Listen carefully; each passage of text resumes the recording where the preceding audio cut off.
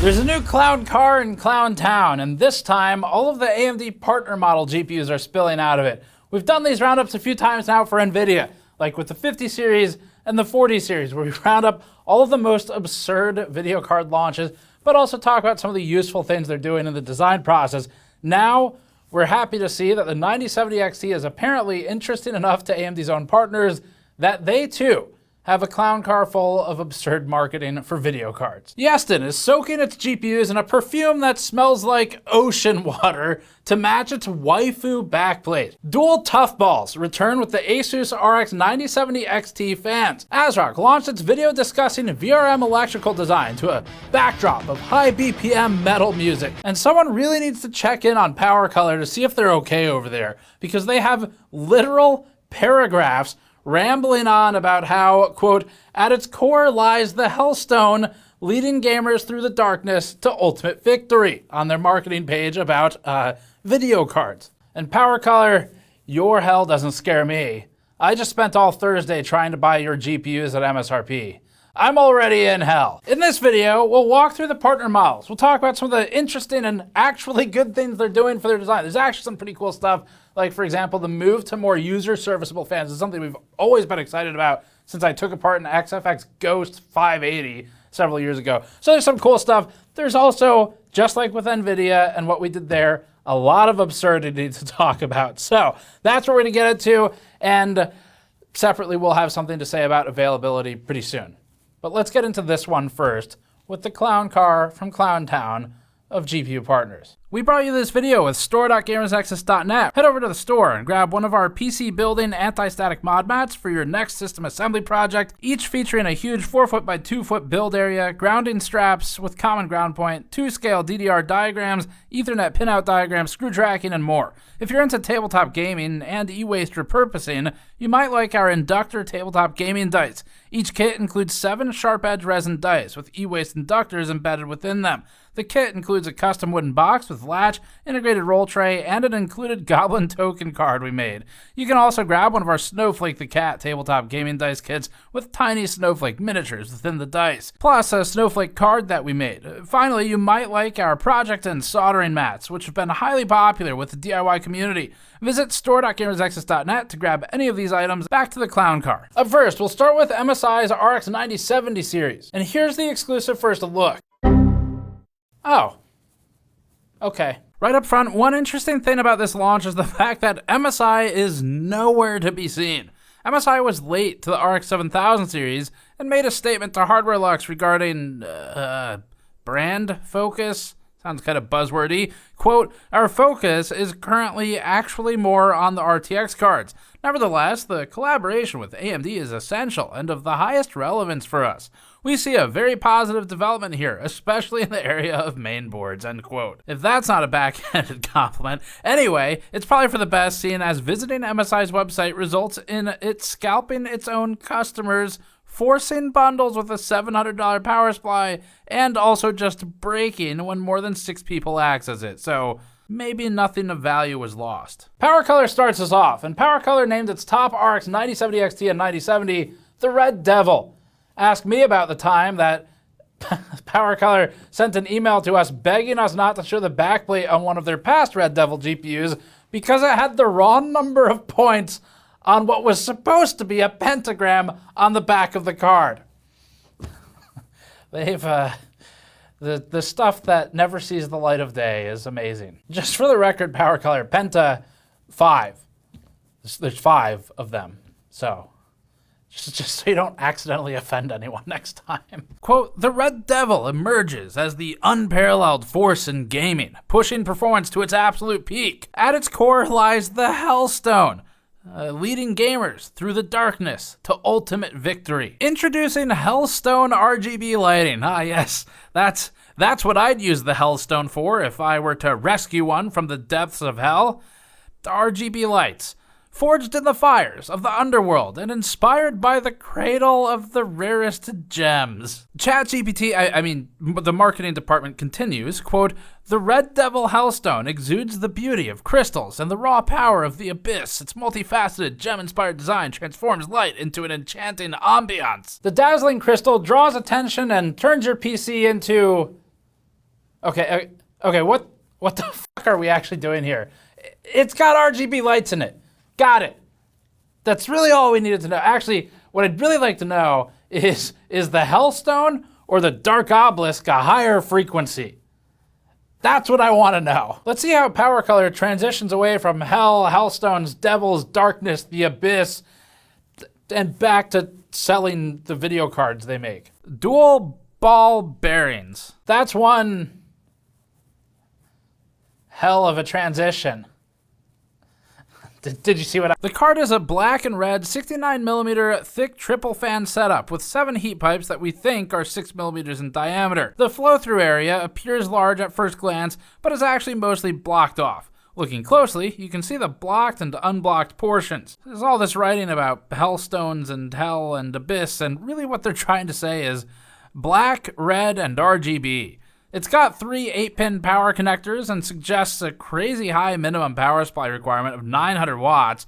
PowerColor says that this is based off of a system with a 7950X, but considering we measured that CPU at 251 watts fully loaded, that's a ton of headroom still. The Red Devil also has a dual BIOS mode with OC and silent settings. Dual V-BIOS is often underutilized by the companies that offer it, but the best way to make use of the switch would be to offer a meaningful power and fan speed drop with silent mode. The Special Edition comes with a metal keycap made to look like the GPU itself, so that you don't have to open your computer to shove your finger into fans repeatedly. It also includes a graphics card remover, which, when you click on it, looks suspiciously like a pry bar. That won't cause any problems. Next is the Hellhound in black or spectral white. We like the 7900 XT Hellhound for its price previously. Of the new one, PowerColor says, get ready, quote, the Hellhound has stood as the steadfast guardian of the gaming realm, delivering unshakable reliability and raw power to gamers everywhere, end quote. And I don't know what that means. The card itself is smaller than the Red Devil, with 1 fewer heat pipe and 8-pin power connector, but a relatively unrestricted flow-through area on the cooler. The minimum suggested power supply wattage for the Hellhound is strangely 800 watts. That's 100 watts less than the Red Devil recommended power supply. We'd have to see the power draw of each to believe there's that much of a divergence, because that seems extremely unlikely. V-BIOS rarely allows that much of a swing, except for XOC BIOSes, but we'd like to get one in if so. The Hellhound, like most modern GPUs, is using a phase change pad for its thermal paste. It has a dual V-BIOS switch with OC and silent modes, which should just affect fan speed, and it uses a 10+1 VRM design. The 12-layer PCB should help with some of the management of heat and soak. PowerColor is also using opposing rotation for the outer and inner fans, with the inner fan being smaller. Sometimes this helps, just depends on the card. PowerColor's last 9070 XT is the Reaper, completing the trifecta of afterlife and death. So it's either the most hated unit in StarCraft 2 or the true early 2000s era gamer brand we've always wanted. Now PowerColor just needs to ship an XFX style do not disturb I'm gaming door hanger and we're in. Fortunately, we don't fear the Reaper because it has a cleaner blackout look along with a true 2-slot profile at 41mm thick with backplate. It's got a further reduced system power requirement of 750 watts. Where are they getting this power? That's 150 watts difference now. And as far as the marketing, they must have run out of free ChatGPT credits by the time they got to this one, because the Reaper doesn't have much of the marketing at all. All 3 of PowerColor's 9070 XTs use phase change TIM. The EVGA of AMD is next, but hopefully without the quitting part. Sapphire is bringing in its Nitro Plus for both the 9070 XT and the 9070. The Nitro Plus has frame defense, so it seems good. It also specializes in stealthiness. It brings out arrow curves, and it has what everyone's been waiting for, the Magna Plate. And we still don't know how those work. This is one of the most striking new designs that's falling into the love it or hate it category. The card is a 66mm thick triple fan solution in a champagne gold color with a decorative grille bearing a repeating triangle pattern. If PowerColor made this, they'd probably call it the Illuminati. There's no power connector along the edge. It's instead hidden underneath a false secondary backplate that magnetically attaches to the true backplate. Surprisingly, it's a 12-volt 2x6 connector that attaches on the end of the PCB. leaving the cable to route through the flow-through area of the cooler, exiting towards the motherboard. The intention is to hide the cable and let it run directly into a cable grommet in the case, but we think this could make it easier to miss issues with cable contact. You'd also need to really pay attention to not pull on the power cable too much during cable management, because this arrangement could make it possible to overly sideload the connector. The TBP of the Nitro Plus 9070 XT is 330 watts, so it's going to pull far less power than something like a 5090 at 575, but we wouldn't be totally shocked to see if one of these turns up with damage from an insertion issue eventually or something due to the limited safety margin. But at least at 330 watts, the risk is reduced greatly. Sapphire added fusers after the power connector, and depending on the amperage rating and how the circuit is designed, it's possible that they could be a safeguard against drastically imbalanced draw, but fear not, because the Nitro Plus is engineered. Good. That's good. And it even has cooling, spelled out as just one massive word. It's like the opposite to the try-hard approach PowerColor took. Just one gigantic word to describe what it does, instead of writing paragraphs of Dante's Inferno GPU edition. We like the simplicity of knowing backplate, engineered, ARGB, outputs, cooling. Sort of like some kind of tech haiku. Sapphire is using Honeywell PTM 7950 phase change TIM as well, has quick swap fans, which are actually genuinely cool. We really like this design approach. It's easier to do self-repair, and at least 6 composite heat pipes make up the cooling system. Next up from Sapphire is the Pure, also available in XT and non-XT versions. It's got an all-white shroud and is a similar size to the Nitro Plus, but it has 2 standard 8-pin power connectors in the usual location. There's an RGB header in the flow-through area on the end of the PCB, which allows for controlling the card's RGB lights via motherboard header. Like the others, it uses a PTM 7950 phase change TIM, but the heatsink appears to have fewer heat pipes than the Nitro Plus. Sapphire also equipped the Pure with fuses, seemingly using 1 per 8-pin connector. The final Sapphire designs bear the Pulse branding, which are the models we used in our reviews. And then there's Yeston. Yeston's done a lot of cool things over the years. They put cat shrouds on their video cards. They made that case. And if you're wondering where all the GPU supply went, well, Yeston put video cards in the ocean. Yeston really said it all with this video. They've apparently been doing these for a while too. We never noticed. It's a new channel to subscribe to. It's part of their decision to add perfumes and scents to video cards off the line. And in this instance, for some reason, they've decided they want the GPU to smell like the ocean. That's because this GPU came from Atlantis. That's right, nothing says electronics and metal like brackish port water. We'll just talk about the GPUs, which we're pretty sure aren't ocean waterproof, but whatever. The Sakura Atlantis is what you just saw there, with its baby blue and baby pink shroud, they say, with, quote, colorful shell appearance, end quote. That's supposed to shift the colors as you look at it from different angles. If this were Need for Speed Underground 2, it'd be the pearlescent paint job. It's unfortunate that it's just on the shroud of the card, since in most cases, the shroud will be facing down. You could vertical mount it, but then you wouldn't be able to appreciate the backplates. We're sure the choice of backplate or pearlescence will be chosen wisely by the well-adjusted gamers in our audience. Large portions of the 2 fans are blocked, unfortunately, which will definitely affect performance, but it looks interesting. The PCBs and PCIe brackets are both white on these, with a white PCB in particular showing an attention for detail that we appreciate. The color matching here, to their credit, it's actually pretty good. This is something that Yeston's done well with. ASUS is bringing its tough design and its tough balls to the RX 9070 XT, and that's good, because if you buy anything from ASUS, you'd better hope it's tough enough to not get any tiny blemishes that would invalidate your warranty. ASUS's page says the tough is, quote, built to last, which again is good, because you won't get any after-sales support. ASUS says it has buffed cooling. I guess it's better than nerfed. And the company says the tough will back you with, quote, an arsenal of rugged reinforcements to cover your 6. Sure, whatever. Maybe we can venture into PowerColor's vision of hell with ASUS's self-aggrandizing military-themed video card with, quote, military-grade components. And once again, shout out to our service member viewers who've told us exactly what military-grade apparently means. The TUF is roughly 3 slots thick and visually extremely similar to the NVIDIA 50 series TUF cards with the gunmetal gray color, but with 3 8-pin power connectors. It features a dual V-BIOS switch and a moderately sized flow-through area. Just like the NVIDIA cards, it also has dual TUF balls. You never want just one tough ball. That's bad news. You gotta go into battle with at least two. The Prime is the only other 9070 XT model that ASUS has shown at the time of writing. It seems like it might be based on the same PCB as the TUF, as it appears to have the same layout and dual BIOS switch, but with a black, slimmer 2.5 slot cooler. Unfortunately, marketing phoned it in and made this one boring for us.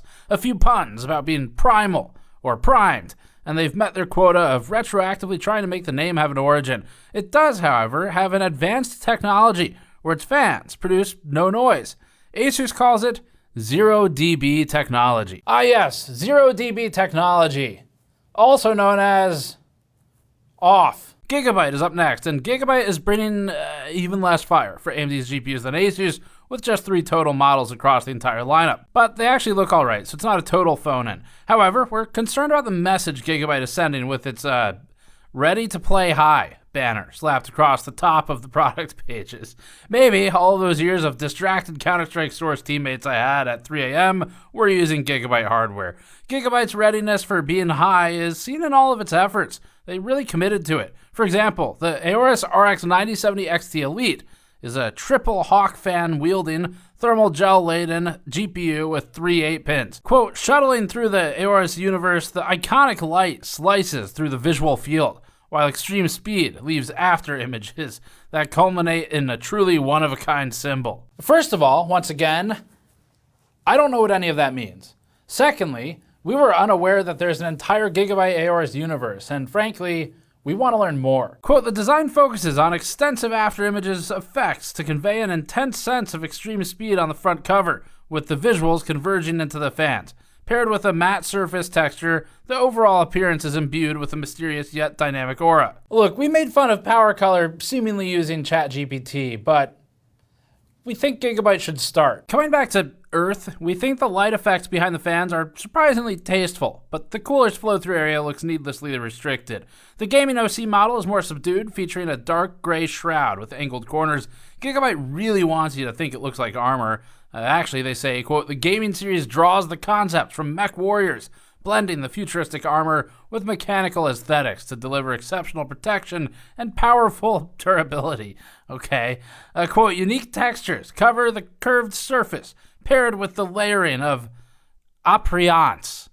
I don't know, that must be French or something, that give the gaming design a strong armor-like identity. Quote, like armor, the exterior features a multi-layered structure, combined with varied surface material finishes and featuring a power armor design with sliding side plate. But Gigabyte is responsible in its advertising. It says, quote, this animation is for illustrative purposes only. Actual product appearance may vary. ASRock is up next, starting with the 9070 XT Taichi. It's 3 slots, or 61mm thick, and visually in line with recent ASRock Taichi GPUs, with the gear motif and translucent fans. The most interesting thing about it is the choice of a 12-volt 2x6 power connector, mounted in the traditional location along the top edge of the PCB, unlike Sapphire's Nitro Plus. It's again an interesting decision. We think that, like with Sapphire's, this connector is guaranteed to have a very high visibility failure at some point, even on AMD, although they should be fewer in quantity than cards running at 575 watts. It's still gonna happen. 8 pins fail too. It's just, these are going to be really visible. It doesn't seem worth the association if it's not necessary, which it isn't for this power draw, but whatever. The cooler has 8 heat pipes, a generous flow-through cutout in the backplate, and even has cutouts along the outside edge to allow some air to more easily escape there as well. It's also got a hardware LED switch to outright disable the RGB LEDs and a dual V BIOS switch. ASRock's marketing is thin. They say the backplate is stylish, and no one can argue with those golden gears. They claim the heatsink fins are air deflecting, which is technically true, and that's the best kind of true.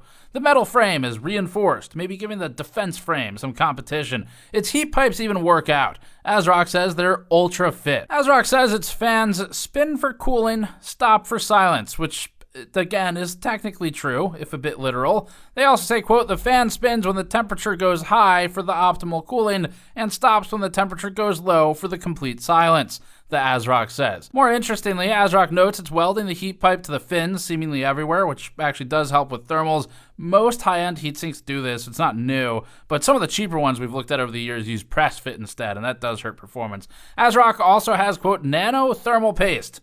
That's good. It's better than micro, pico, or gigapaste.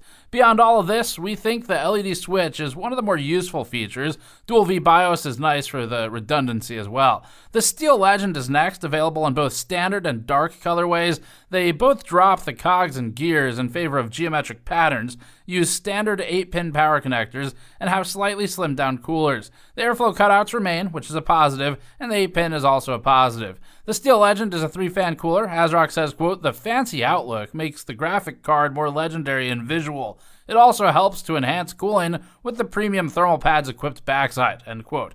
Legendary visual aside, we're happier to hear that ASRock put thermal pads between the PCB and the backplate. This should be mandatory in a training video if making a video card with a metal backplate, just to not waste the surface area. ASRock also has a Challenger model for only the 9070 non-XT, which is a typical looking triple fan card with a black shroud and RGB accents. Combined, these give us, quote, "more decoration, more beauty," end quote. Seems like a Yeston marketing line. We'll see how they duke it out. Acer is coming back to the discrete GPU market for another round with its Nitro design, and no, not that one. We're left somewhat nonplussed as to why Acer doesn't want to differentiate its Nitro brand more from the Sapphire incumbent Nitro Plus branding. But hey, that plus makes all the difference in a court. Regardless of the name, it looks like this one cooler design is shared across both the Acer 9070 and the 9070 XT, for both the standard and the OC variants of each. It's another triple fan design with a dark gray and silver aluminum shroud and a flow-through area with a very large hexagonal mesh. If you call it that, maybe it's more like a grate or something. Acer says you can, quote, "fuel your inner passions" and, quote, "ignite your inner gamer." Board power goes up to 340 watts on the 9070 XT BIOS for the higher end of the cards, allowing more headroom than the default power budget of about 300 to 310 watts typically. That might help with overclocking. Acer even brags about its Frostblade 4.0 fans that couple with, quote, sorry, it's not funny, it's very serious, oxygen-free heat pipes. That's good. It'd sure suck if heat pipes had oxygen in them, seeing as they are literally vacuum sealed and welded shut.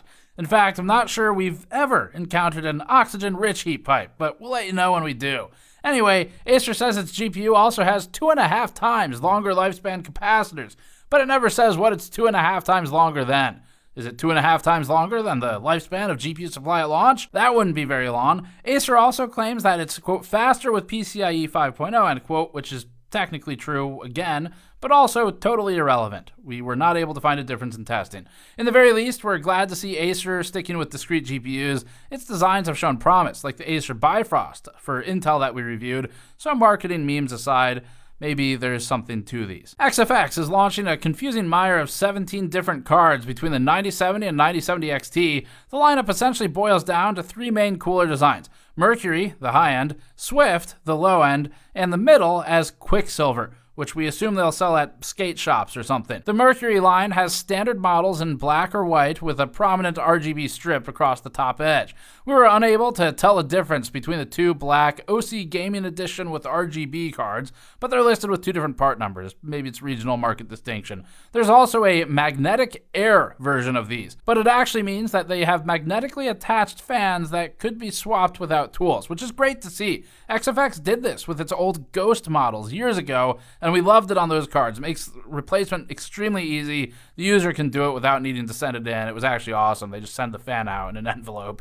The magnets can apparently support up to 1 kilogram, but this version of the fan will have red-colored outer rings to distinguish them. Lastly, for the Mercury class, there's a version with an all-black shroud and a white-only LED strip in place of RGB. The middling Quicksilver class is entirely devoid of RGB, but will be available in both standard and magnetic air versions, either black or white. The main gimmick with these is a set of removable so-called magnetic wings that can be customized. Seems like XFX is making alternate colors of these available at some point in the future, likely as DLC. The Swift class rounds out the low end with simple all-black and all-white versions of both the 9070 and 9070 XT. There's no trick with these, no magnetic air, they're just graphics cards. So now we've unloaded 2 clown cars of clown cards, and all that's left to do is to see who's the ringleader of this circus. The first was all the board partners of NVIDIA and their absurd marketing and GPUs, and now AMD has risen to a level of popularity with this generation that it too has partners doing absurd things with their video cards. So we want to get some of these in. There's some genuinely interesting engineering going on in some of these, but personally, the thing I'm most excited about always is just the repairability of some of these devices. So years and years ago, when XFX made the RX 580 Ghost, I think that was the model that I'm thinking of. At some point, I took it apart in a video for something, and it really impressed me how easy those fans were to replace. And for whatever reason, they didn't really appear that much on cards. It was a single screw. It popped up. You could pull it out. It was pinned to pad. And if you had a defect, you emailed their support, and they sent you a fan. They didn't ask you to send the whole video card in. They just sent a fan, and they were like, do you feel comfortable using a screwdriver? Replace it yourself. Here you go. It's super easy. So seeing that approach to, I think it was 2 cards in this roundup that I can remember, that's pretty cool. It's like a super helpful feature that hopefully you never have to use. Most people won't, but it's just nice to have that kind of thing and really add some quality of life. But then some of the other choices we question, like going with 12 volt high power at all when it's really not necessary for these cards. That's it for this one. A lot of stuff coming up, as always. It's been a crazy couple weeks. A lot of fun, though, working on this stuff. I wish the launches went smoother, but at least they're just starting to smooth out a little bit. There's a CPU coming up. Maybe that'll kind of go smoothly. We'll see. Check back in. Subscribe for more. Go to store.gamersaccess.net to support our work directly. So that's it. Thanks for watching. We'll see you all next time.